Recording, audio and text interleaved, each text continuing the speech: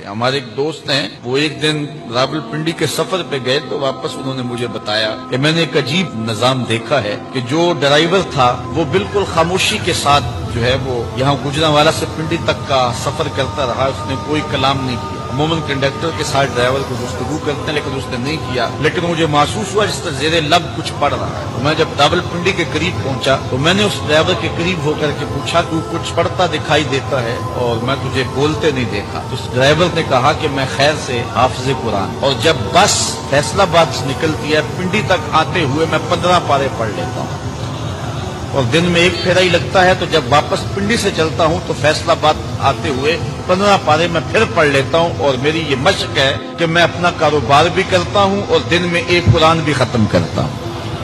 اب کاروبار بھی نہیں رکا اور سرمایہ بھی مل گیا، اور اتنا بڑا سرمایہ، اتنی بڑی سعادت کہ ہر حرف کے بدلے 10 نیکیاں، اور وہ روزانہ ایک قرآن مجید کی تلاوت کر رہا ہے. تو انسان اگر چاہے تو اپنے وقت کو اس انداز سے لگا دے اور صرف کرے، یقین جانے کہ اس کی زندگی پہ رشک آتا ہے کہ یہ بڑے بڑے علماء کو نصیب نہیں ہے جو اس کو نصیب ہو گیا. اس نے وقت کی قدر سیکھ لی. تو جن لوگوں نے وقت کو کام پہ لگا دیا تو ان کا وقت جو ہے وہ انہیں ضرور فائدہ دیتا ہے اور اس کے بدلے کے اندر وہ بہت کچھ کما لیتے ہیں. کئی گنا سرمایہ جو ہے وہ اکٹھا آخرت کا کر رہے ہیں اس وقت کے بدلے. اور وہ لوگ بھی ہیں جو اپنی قیمتی وقت کو ضائع اور برباد کر رہے ہیں.